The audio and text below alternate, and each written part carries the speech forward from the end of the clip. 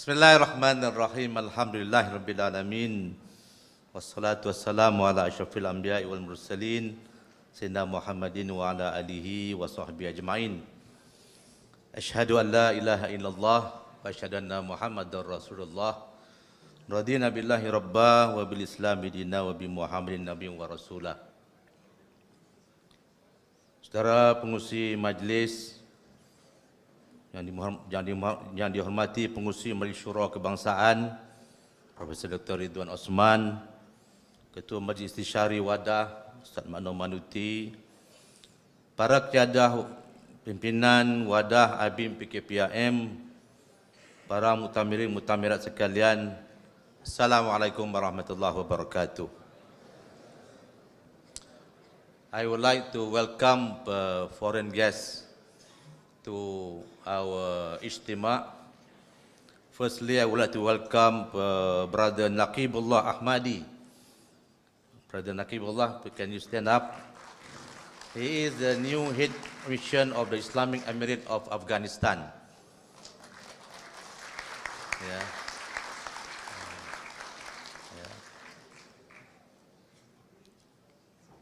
And I would like to welcome Brother Hidayatullah Ozan, Ketua Persatuan Uyghur Antarabangsa. Tafadhal.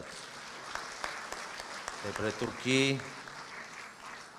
Yang Terhormat Bapak Abid Solihin, Sekjen Dewan Dakwah Islamiah Indonesia. Kita Pak. Kita juga datang daripada Norway, Akmal Ali, Presiden Muslim Union Agder Norway. Pimpinan-pimpinan NGO tempatan yang saya hormati, daripada MBM saya lihat, daripada MAPIM, daripada Aksin, daripada Syuro, dan sahabat saya juga Saudara Ikram, Presiden Ikram, Saudara Badli Shah, dan tuan-tuan dan puan-puan yang tak dapat saya sebut satu persatu. Assalamualaikum warahmatullahi wabarakatuh sekali lagi. Bismillahirrahmanirrahim. Kulu min rizki rabbikum washkurulah. Baldatun taibatun wa rabbun ghafur. Pertama sekali dengan penuh takzim saya mengalu-alukan kehadiran para tetamu dari dalam dan luar negara dan para muktamirin ke Ijtima' Haraki Wadah ABIM PKPIM kali yang ke-7. Dengan rasa syukur dan rakaman penghargaan jutaan terima kasih atas iltizam yang dizahirkan selama ini. Tradisi bermuktamar dalam gerakan tercipta ini telah mengakar sejak awal penubuhan zaman PKPIM hingga sekarang sebagai wahana untuk kita sama-sama bermuhasabah, memperbaharui tekad perjuangan dan mengembeling seluruh potensi dan sumber daya untuk kita menghadapi cabaran-cabaran yang mendatang. Saudara Presiden boleh tunggu sekejap. Ya. Tuan-tuan, puan-puan yang dihormati, kita ngalu-ngalukan kedatangan Yang Amat Berhormat Datuk Seri Diraja Dr. Zamri Abdul Kadir. Welcome to our Foreign Minister, Datuk Seri Dr. Zamri Abdul Kadir, Menteri Luar Malaysia.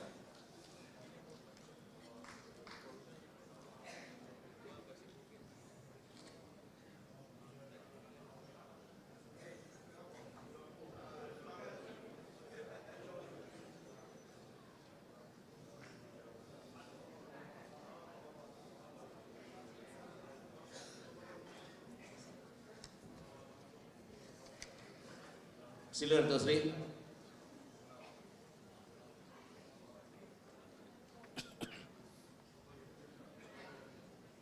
Sila Datuk Seri. Tahu. Untuk makluman semua, Datuk Seri Zamri Abdul Kadir merupakan salah seorang pimpinan ABIM pada tahun 1995-1997. Silakan Saudara Presiden. Selamat datang Datuk Seri Zamri. Saya pernah memimpin beliau dalam ABIM pada suatu ketika dahulu. Pada hari ini dia adalah bos saya. Itulah putaran dunia, insya-Allah. Tuan-tuan dan puan-puan sekalian, demi menyemarakkan wacana intelektual yang penting dalam gerakan kita, Seminar Nasional Peradaban Madani dianjurkan dengan menggagas tema kebangkitan Nusa dan anjakan global. Malaysia Madani adalah satu inisiatif, satu wawasan, satu kesinambungan perjuangan dakwah sejak awal penubuhan. Gagasan ini mengandungi sistem nilai Qurani bagi menjadikan Malaysia sebagai model unggul misali dalam kerangka anjakan global yang sedang kita lalui. Pada hari ini, hari yang bermakna, ya, marilah kita sama melafazkan setinggi kesyukuran kepada Allah Subhanahu Wa Taala. Karena pada istimak kali ini kita turut meraihkan kejayaan salah seorang pengasas gerakan tercinta ini, Datuk Seri Anwar Ibrahim menjadi Perdana Menteri Malaysia yang ke-10 pada 24 November yang lalu. Juga meraihkan Menteri Luar kita yang tidak dijangka menjadi Menteri Luar. Alhamdulillah. Ya. Semoga pelantikan beliau sebagai Perdana Menteri akan memacu Malaysia ke arah realisasi konsep Baldatun Thayyibatun wa Rabbun Ghafur sebagai suatu matlamat dakwah yang mengaplikasikan sistem nilai akhlaki, mensyukuri nikmat rezeki dan keamanan dalam kerangka sistem kenegaraan. Geopolitik dunia, Gaza dan nahdah kebangkitan umat. Para mutamirin-mutamirat sekalian, dunia Islam kini bergolak dengan tragedi kemanusiaan di bumi Palestin. Serangan Hamas pada operasi Taufan Al-Aqsa pada 7 Oktober 2023 akibat penindasan dan kekejaman yang berterusan oleh rejim Zionis memberi kesan mendalam pada geopolitik dunia. Operasi yang diikuti dengan serangan balas dahsyat Zionis kelihatan sebagai suatu malapetaka. Namun ia mungkin juga suatu peluang keemasan untuk Islam bangkit semula. Bismillahirrahmanirrahim. Wa asa an takrahu syai'an wa huwa khairul lakum wa asa an tuhibbu syai'an wa huwa syarrul lakum wallahu ya'lamu wa antum la ta'lamun. Ternyata sehingga kini sistem keamanan antarabangsa PBB gagal untuk mewujudkan sebarang inisiatif gencatan senjata. Sementara itu negara-negara Islam pula sangat lemah. Amat mengecewakan sekali OIC yang tertubuh sebagai respon kepada pembakaran Masjid Al-Aqsa pada tahun 1969 sepatutnya bangkit membela rakyat Palestin, tetapi masih berlega dalam ruang retorik tanpa sebarang tindakan konkret. Bayangkan jika 57 buah negara OIC bersatu memutuskan hubungan diplomatik dengan Israel dan melakukan sekatan ekonomi terutamanya minyak serentak, rasanya isu Palestin itu dapat diselesaikan secara tuntas. Namun yang menariknya di sebalik itu kita menyaksikan warga global tanpa mengira agama dan bangsa telah bangkit menyatakan kekecewaan dan kemarahan terhadap tindakan rejim Zionis Israel dan juga kuncu-kuncunya daripada negara barat. Suatu perkembangan yang sangat menarik. Rasanya inilah kesempatan terbaik untuk kita melakukan perubahan di dalam struktur PBB. Recep Tayyip Erdogan memberikan formula dunia Besten Buyuktur atau the world is bigger than five yang dilaungkan untuk merombak sistem Majlis Keselamatan Bangsa-Bangsa Bersatu yang memberi veto tiap kali perubahan yang ingin dilakukan. Jadi kalimah inilah masanya untuk melaksanakan perombakan yang dimaksudkan dengan dunia Besten Buyuktur. Reformasi juga perlu dilakukan terhadap OIC memandangkan isu Kashmir, Uyghur, Rohingya, Syria, Yaman, Sudan dan lain-lain masih berhadapan dengan krisis kemanusiaan yang berpanjangan tanpa kesudahan. Afghanistan, Taliban telah berkuasa selama 2 tahun mengalahkan rejim Amerika dan juga seluruh kekuatan barat. 2 tahun tidak ada sebuah negara hatta OIC yang mengiktiraf Afghanistan. Suatu perkara yang mengaibkan sebenarnya. Jadi tuan-tuan dan puan-puan sekalian, inilah suasana kita. Bagi saya sudah tiba saatnya bagi kita Malaysia untuk mengambil peluang ini, to seize the moment, ikhtanim al-fursah, supaya tampil menjadi suara baharu dunia yang memperjuangkan kebenaran dan keadilan sejagat dengan berkesan. Alhamdulillah kita melihat Perdana Menteri Datuk Seri Anwar Ibrahim telah mengadakan shuttle diplomasi untuk menyelesaikan masalah isu Gaza. Walaupun dikritik oleh politik dalaman yang tidak memahami tentang peranan yang beliau lakukan. Amat mengecewakan. Tuan-tuan dan puan-puan sekalian, menghimbau memori perjuangan. Sejarah penubuhan gerakan Islam kita yang dipenuhi dengan susu galur perjuangan, tribulasi, evolusi serta transisi sehinggalah terlahirnya wadah pencerdasan umat Malaysia merupakan prakarsa kita yang berterusan bagi menegakkan cita-cita Islamnya di tanah air ini. Memori perjuangan ini dicatatkan dan dihimbau bukan untuk memahat nama dan berasyik dengan nostalgia silam. Gerakan Islam tampil dengan semangat idealisme tinggi dan jiwa kepemudaan pada tahun 70-an mencetuskan transformasi sosial melalui ledakan idea-idea dan peristiwa-peristiwa berbetulan serta bertindanan dengan aktivisme mahasiswa, pencerahan agama dan pergolakan politik pada waktu itu. Antara rahsia kekuatan ABIM adalah kerana ia mempunyai jaringan persahabatan yang unik, yang akrab, yang dibina pada tahun 70-an.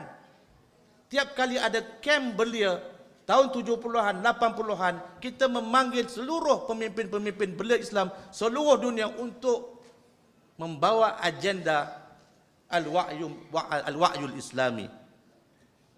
Mereka adalah angkatan Nahdah tahun 70-an. Sezaman dengan saudara Anwar Ibrahim melakukan transformasi keislaman dengan konsep qiyadah jamaiyah alamiyah ataupun global collective leadership. Sejarah kebangkitan ini harus menjadi inspirasi untuk kita bangkit semula dengan mengembeling anak-anak muda seluruh dunia. Malaysia mempeloporinya untuk kita mewujudkan semula barisan anak-anak muda dalam konteks qiyadah jamaiyah alamiyah ataupun global collective leadership yang akan kita lihat natijanya mungkin 10 tahun, 20 tahun, 30 tahun yang akan datang. Tuan-tuan dan puan-puan sekalian, Malaysia Madani komitmen dan amanah perjuangan. Istimewa Haraki Kebangsaan ke-7 pada tahun ini mencatat nilai sejarah tersendiri.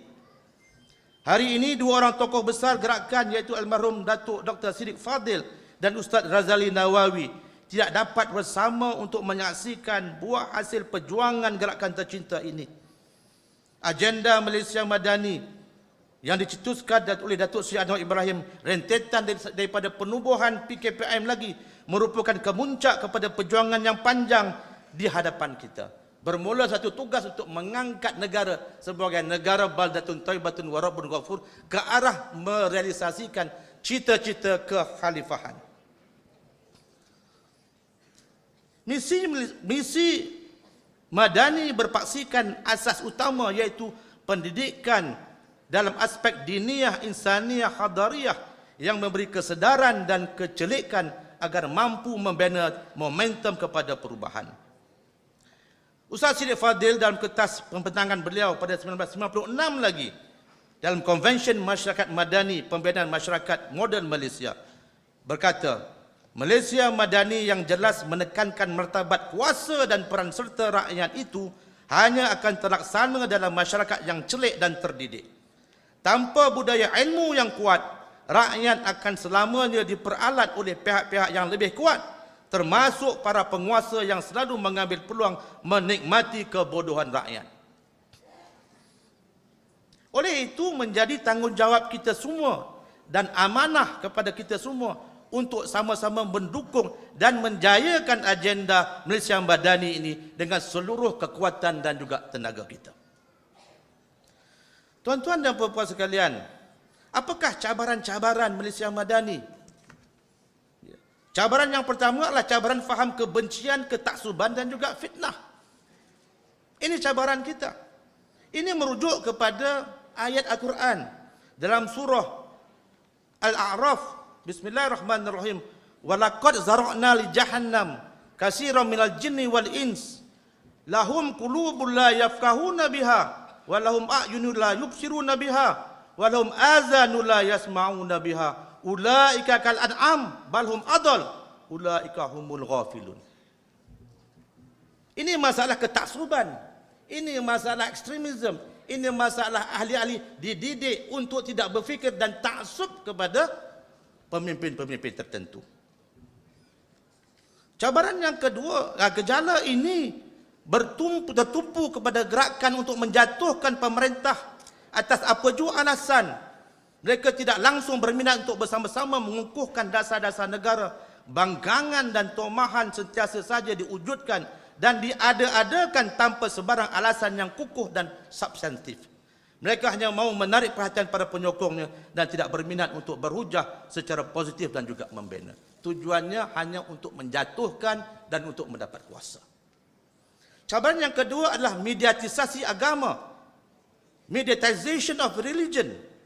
Media sosial dijadikan sejenis persenjataan bagi memburu keuntungan politik. Weaponizing social media for political gain. Fenomena ini dikaitkan dengan perkembangan mediated religion. Media yang menentukan makna agama. Media yang menentukan tentang faham agama yang sepatut dianuti oleh rakyat. Ini merupakan suatu cabaran yang sangat besar di hadapan kita. Cabaran yang ketiga adalah masalah integriti, rasuah dan juga penyelewengan yang sedang diperangi oleh Saudara Anwar Ibrahim. Suatu perkara yang tidak mudah kerana ia sudah mengakar di dalam sistem perpolitikan dalam negara kita. Cabaran yang keempat adalah kesenjangan ekonomi. Kekayaan negara perlu diagihkan secara adil bagi memenuhi keperluan asas rakyat. Pembahagian itu perlu terus dan dipastikan benar-benar sampai ke pihak yang memerlukan. Syekh Rashid Ghannouchi di dalam bukunya On Muslim Democracy, the first war in history waged by Sayyidina Abu Bakar is to defend the right of the poor. Peperangan yang pertama yang dilakukan oleh Sayyidina Abu Bakar adalah memerangi mereka yang tidak mahu membayar zakat, memberi indikasi bahawa persoalan kemiskinan itu persoalan sentral dalam soal akidah. Ini yang dilakukan oleh Datuk Seri Anwar Ibrahim, iaitu menoktahkan kemiskinan yang dimomokkan oleh parti politik pembangkang. Cabaran yang kelima adalah zaman pasca normal dan cabaran masa depan.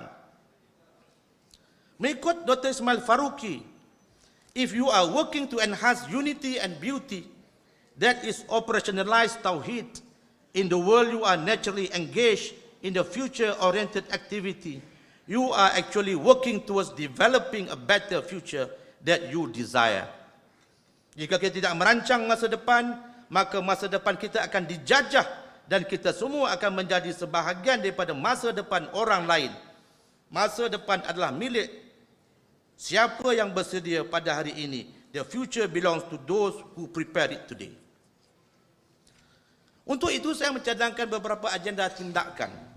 Ya, sebagaimana visi wadah untuk menjadi gerakan Islamiah massa yang terunggul berorientasi ilmu dan tarbiyah dalam mencerdas, mengupaya dan memacu umat di lapangan secara inklusif dengan menampilkan keunggulan tamadun madani dalam arus masyarakat pluralistik berpaksikan Islam sebagai rahmatan lil alamin. Agenda tersebut adalah kita akan menubuhkan pusat tunas nahdah di seluruh negara, yang mana kita bercadang untuk melahirkan pemimpin-pemimpin grassroots yang mampu menangani masalah kebajikan, masalah pemikiran dan juga masalah-masalah yang berkaitan dengan umat di peringkat yang paling grassroots. Kita mencadangkan untuk menjadikan gerakan pencerdasan umat dengan memperbanyakkan program-program keilmuan dengan mengetengahkan pemikiran-pemikiran kontemporari para tokoh-tokoh yang ada. Pemberkasaan usrah umum, menyediakan seluas ruang untuk masyarakat dididik. Pemberdayaan umat, melahirkan pemimpin umatik, membantras kegalauan pemikiran, menggali ibrah perjuangan terdahulu, misi liberatif rakyat, misi keadilan sosial, dan antara yang penting melaksanakan agenda politik kesatuan dan perdamaian, mengambil ibrah daripada perjanjian Hudaibiyah. Politik kesatuan dan perdamaian adalah prasyarat bagi kejayaan dakwah Ar-Rasul sallallahu alaihi wasallam sehingga berlakunya Fathul Makkah. Inilah gambaran risalah Nabi yang menekankan soal ukhuwah, perdamaian dan kesatuan. Turunnya surah Al-Fat yang menjadi asbab kepada perjanjian Hudaibiyah yang mengandungi mesej keamanan melalui perjanjian damai yang walaupun kelihatan berat sebelah, yakni menguntungkan pihak kafir Quraisy, namun dianggap sebagai sebuah sikap yang lebih disukai daripada segala sesuatu di bawah matahari oleh Ar-Rasul sallallahu alaihi wasallam. Jadi Wadah mengambil kira semangat Al-Fat ini untuk menyeru semua parti politik di negara ini untuk mencari titik damai bagi mewujudkan kestabilan politik yang kukuh bagi menghadapi perubahan geopolitik ekonomi dunia yang semakin bergejolak. Kebencian dan permusuhan berpanjangan adalah suatu azab yang bakal menjerumuskan negara ke arah kehancuran. Seruan perjuangan, tuan-tuan dan puan-puan sekalian, untuk menjayakan agenda ini, seluruh warga jamaah wajib mengukuhkan 5 nilai perjuangan yang utama yang kita pegang dan anuti sejak tahun penubuhan lagi. Yang pertama, keyakinan.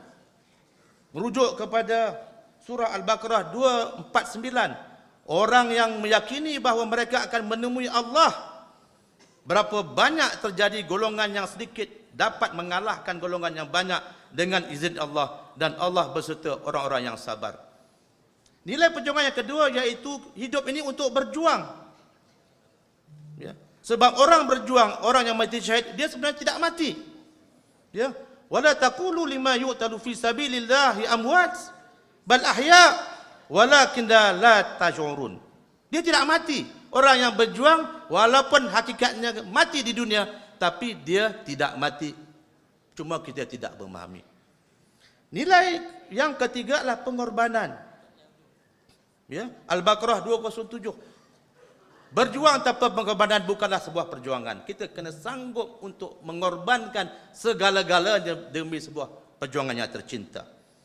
Yang keempat, nilai istiqamah, fastaqim kama umirta. Inilah ayat yang menyebabkan Sayyidina Abu Ayyub Al-Ansari sanggup pergi ke Istanbul walaupun umurnya sudah lanjut 80 tahun untuk pergi kerana ayat fastaqim kama umirta. Tak ramai daripada kita sini sudah melepasi umur 80 tahun. Tidak ada alasan untuk kita tidak mau berjihad. Dan nilai yang kelima adalah sabar, iaitu dalam perjuangan ini kita kena beriman dengan ayat fasabrun jamil wallahul musta'an. Dalam keadaan apapun, kalau tidak ada sabar 24 tahun kita berjuang dalam keadaan reformasi, kita sudah give up. Namun demikian kita terus berjuang dan Allah Ta'ala memberikan kita amanah untuk memimpin negara ini. Demikianlah ya, taklifan Qurani yang menjadi syarat kepada pertolongan dan kemenangan dari Allah Ta'ala. Pada kesempatan ini kita tidak melupakan perjuangan pembebasan rakyat Palestin yang wajib kita perjuangkan. Perjuangan umat Islam Kashmir, Uyghur, Rohingya dan juga yang lain-lain. Dengan kalimah yang perlu kita laungkan sekarang ialah kalimah kita satu umat, we are one ummah, wahdah Islamiyah. Kalau sekiranya di Afghanistan saya menggunakan perkataan Pashtun, iaitu mung yau umat you. Ya. Kita satu umat. Laungan inilah akan memberi kemenangan kepada kita dengan syarat kita berjuang dengan semangat jihad. Wa man jahada fa innama yujahidu li nafsi. Selamat bermuktamar dan bersamina. Allahu akbar, Allahu akbar. Wassalamualaikum warahmatullahi wabarakatuh.